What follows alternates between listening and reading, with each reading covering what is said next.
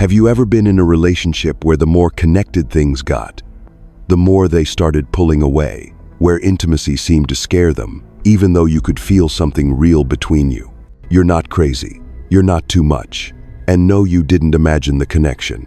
Hi, I'm Jim Rohn, and in this video, I'm going to break down something most people never talk about: what avoidantly attached people actually do when they're in love. Because here's the paradox nobody warns you about. When an avoidant catches real feelings, they often start acting in ways that look the exact opposite of love. They might grow distant. They might shut down. They might stop doing the very things that made you feel close in the first place. That's not because they don't care. It's because for avoidance, love is vulnerable territory. It brings up fear, old wounds, and the terror of needing someone who could leave. So their instinct isn't to move closer, it's to retreat. But hidden underneath that withdrawal, there are signs. Quiet, powerful signals that they're falling for you, even if they don't know how to say it out loud. In this video, I'm going to walk you through the avoidant controls you and the entire relationship. If you've ever felt like you're loving someone who's half in, half outer, if you're trying to make sense of a connection that left you confused and questioning, this video will give you clarity. Subscribe now if you're ready to stop second-guessing yourself and start understanding what's really going on beneath the surface of avoidant love. Let's get into it. Here's what avoidants do when they're falling for you and why you need to know the difference between fear and disinterest. 1. Control your emotions and decisions. The most frightening thing about being in a relationship with an avoidant isn't what they say, it's what they don't. It's not the loud conflicts that shake you, but the silent withdrawals, the unnamed distance. That's where the control lies. Quiet, subtle, and total. They don't need to force you, don't need to openly manipulate. The moment they step back, you react. The moment they go silent, your mind races. What did I do wrong? They don't have to say, don't come closer. You either retreat or, worse, move in desperately, hoping to break the silence. Bit by bit, they take control of your emotional stat, not with words, but with their emotional positioning. When they're cold, you get anxious. When they show warmth, you feel relief. A text after days of silence feels like a reward. A simple, "How are you?" can convince you they still care. But here's the truth. You're living by their emotional temperature instead of regulating your own. And that's more dangerous than it sounds. Because once your inner world becomes tied to their external behavior, you lose your ability to make clear, empowered decisions. You stop asking, "What do I need?" and start asking, "What do I do so they don't leave me?"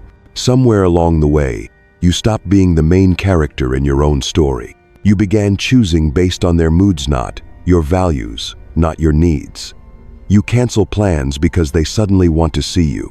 You hold back your truth because you fear they'll withdraw. You bend your words, your emotions, even your identity just to keep them close. But that closeness is exactly what distances you from yourself. This is not love. This is a system of invisible control, where you become the constant adjuster to avoid abandonment. But you were not born to shrink into someone else's emotional gaps. You deserve a relationship where you can show up as your whole self, not a contorted version shaped by someone else's fear of intimacy. Awareness begins here, when you stop and ask, are my emotions today chosen or triggered? When you begin to see the ways you reshape yourself in response to their shifts, you realize you no longer have to live as their emotional thermometer.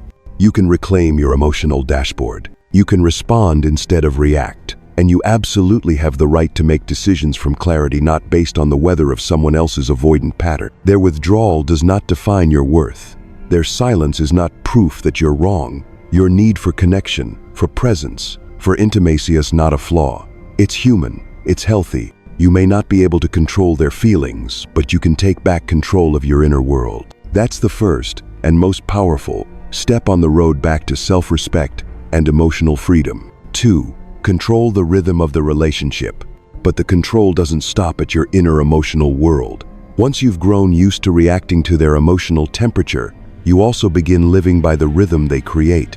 And the heartbreaking part is, it's not your rhythm. They decide when intimacy is allowed and when distance is suddenly necessary.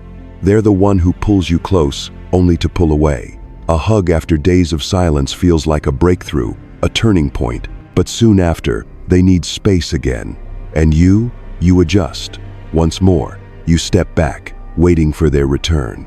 Every time they open up just a little, you feel hopeful, but it's always them who closes the door again.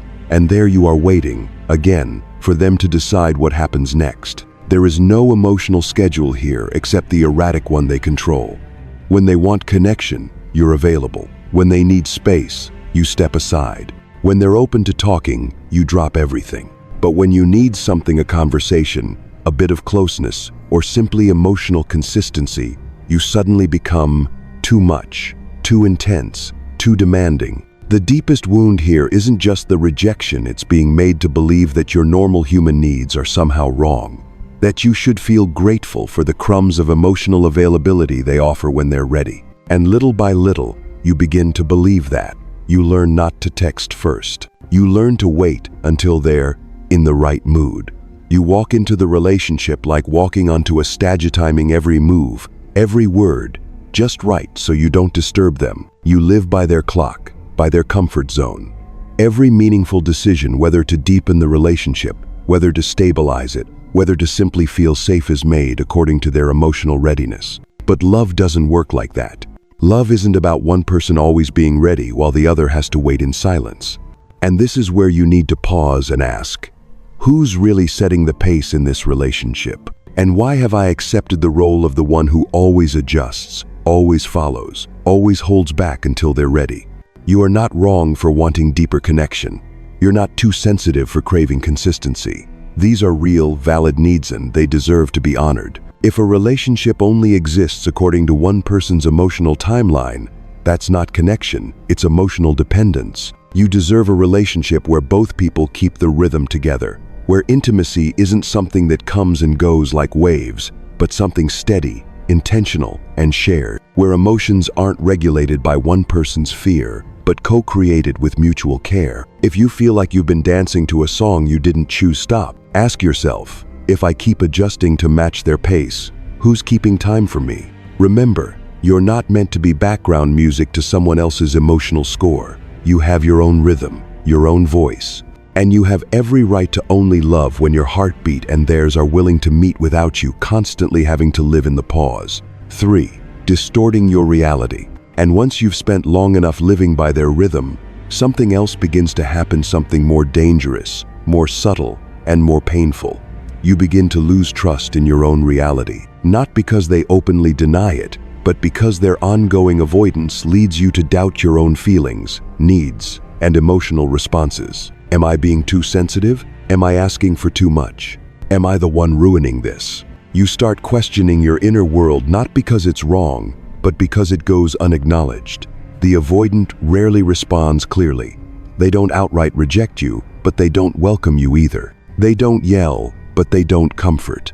This consistent lack of emotional validation convinces you that maybe your feelings are the problem. You say you feel abandoned, they go silent. You say you need connection, they pull away. You share your hurt, they don't respond.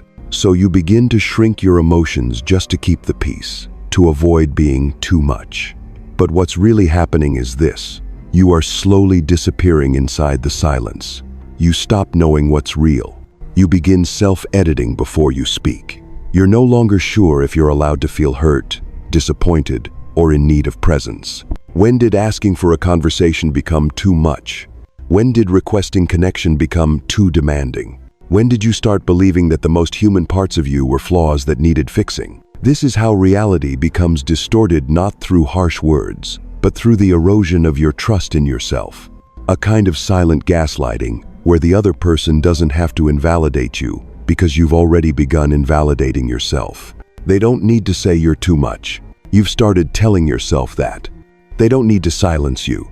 You've been muting your voice for a while. They don't need to control your thoughts. Their silence has already led you to believe your thoughts are the issue.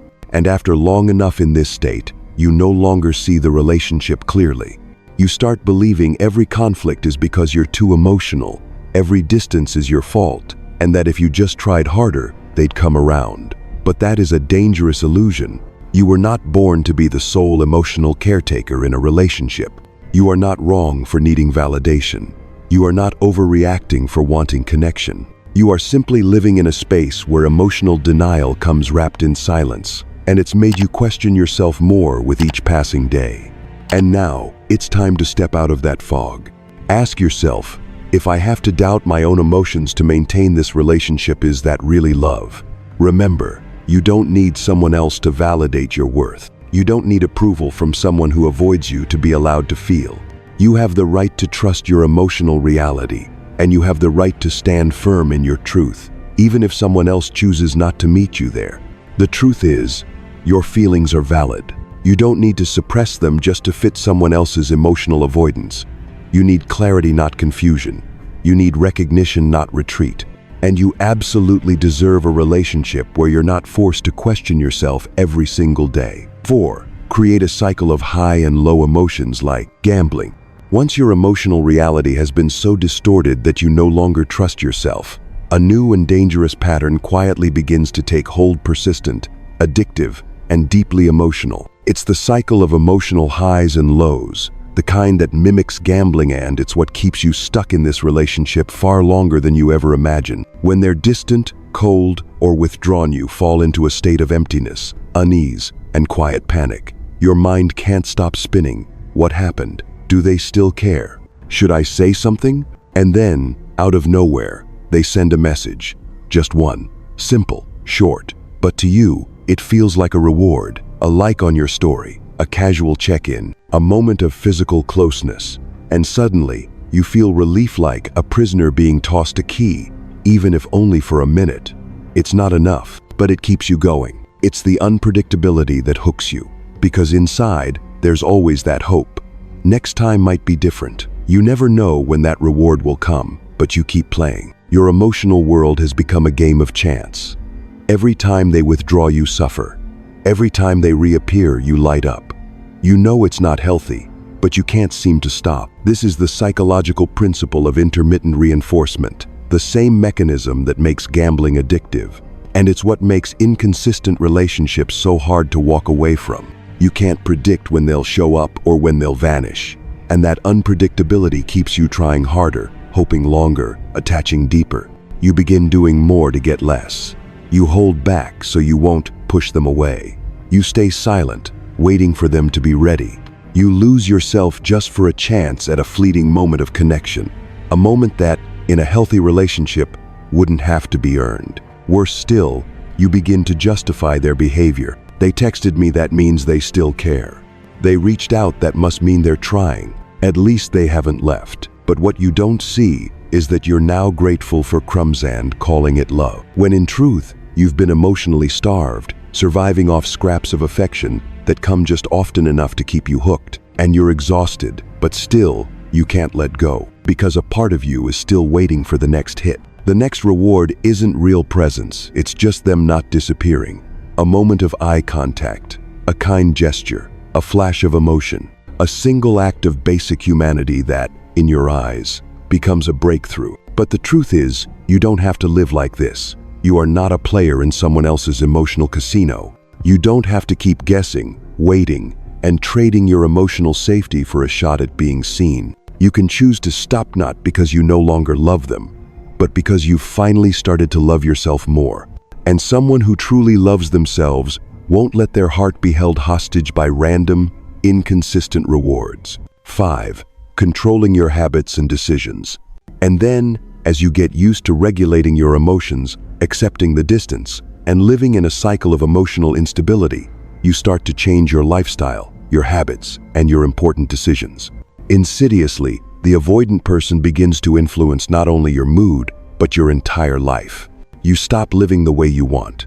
You start to adjust to them, even when they never explicitly asked for it. You change your plans with friends because they suddenly want to see you. You turn down invitations, opportunities, even dreams, just because they might need you. You avoid important topics just because you're afraid they'll feel pressured. You back off when you really want to move forward, just because they aren't ready. Worse yet, you start to think that it's flexible, reasonable. But the truth is, you're living a reactive life instead of a proactive one. Their presence or absence dictates the course of your choices. Their emotions become the compass for decisions that should have come from you. A new job in another city? You hesitate, afraid of losing them. An important meeting? You cancel, because they texted you unexpectedly. A personal development project you postpone because you don't want to mess up the relationship. Gradually, you become the one waiting for their reaction before living your life. There is no more inner freedom, no more clear voice in your choices. You quietly give way to their emotions, to the point of losing your own stake in your personal decisions. They don't need to control you with power. You give control to yourself by equating commitment with self-sacrifice. You think, if I change a little, they will be reassured. If I don't overdo it, they won't leave. If I'm patient, they'll understand how important I am. But you don't see that you're re-establishing your life on the foundation of someone who isn't sure. And when you do that, you don't just lose your choice, you lose your self-confidence.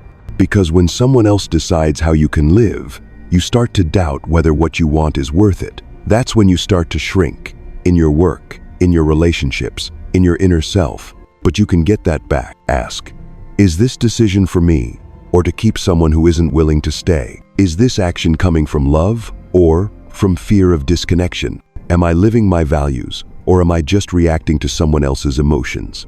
You have the right to make choices that aren't based on someone else's silence or mood. You can be proactive, you can be clear, and you can design a life without waiting for someone else's permission. Love doesn't require you to sacrifice yourself. A true relationship will brighten your path, not make you give it up. You don't need someone's approval to be true to yourself. You're not wrong for having feelings. You're not selfish for choosing clarity. And you don't have to put yourself on hold to be loved. 6. Steal your self-esteem. And then, perhaps the most painful thing of all happens. You stop feeling inherently worthy unless they respond positively to you. Your self-worth no longer stands on its own. It begins to rise and fall based on how they treat you, even though they themselves can't reliably sustain or express connection. One day, they're warm, you feel lovable. They compliment you, you feel seen. They send a thoughtful text, you feel like you still matter. But the next day, they're cold and doubt sets in. What did I do wrong? Am I not enough? Are they pulling away because of me? And just like that, you've handed your sense of value to someone who doesn't know how to hold it. Someone emotionally inconsistent. Someone who avoids intimacy. Someone who can't or won't affirm your presence, your worth, or your emotional needs. Even worse, you start to believe your worth is tied to their openness.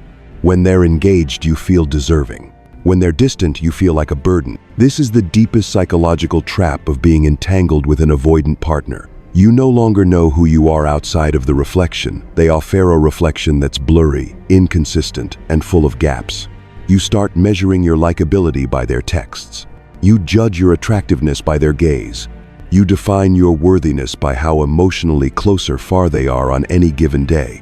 But all of that stems from one deep misconception. You're mistaking their silence for a judgment of you, when in reality, the way they treat you is far more reflective of their own attachment dysfunction than of your true value. Avoidants struggle to love securely not because you're unlovable, but because they haven't learned how to love safely. They lack the capacity for steady emotional expression, consistent affirmation, and unconditional presence. And yet, you're using their lack of skills as a measure of your worth. Do you see how unfair that is? You've let someone at war with their own emotions define yours. You've allowed someone who can't express love clearly make you feel unworthy of love. You've turned their silence into a story about you. And the more you try to be better to win them over, the more you lose yourself in an endless loop of proving. You shape yourself into what you think will finally unlock their affection, instead of living as who you already are. But you don't have to do that anymore. Self-worth doesn't come from someone else's gazette, comes from how you see yourself, even when no one is watching. You can love yourself without waiting for someone else to affirm it. You can walk away from this cycle not because you don't care about them, but because you refuse to keep abandoning yourself. You are valuable even in silence. You are worth even without validation. And you can affirm your worth through awareness, love, and the courageous decision to stop shrinking for someone who can't see you clearly. So how do you break free from this subtle control loan that doesn't bind you with words, but with silence? One that doesn't force you, but quietly leads you to reshape your entire self just to preserve a fragile connection? First, you must see the truth clearly. This isn't stable love. This is emotional control in disguise, operating not through demands, but through emotional withdrawal. Every time they go silent, you adjust. Every time they go cold, you get anxious. You must recognize this isn't just who you are, it's a conditioned response to chronic disconnection. Next, you need to separate your emotions from your decisions. Their distance says nothing about your worth, it says everything about them. About their unreadiness, their fear of intimacy, their unresolved wounds. You are not at fault for their retreat, and you don't have to shrink your self-worth to match their lack of expression.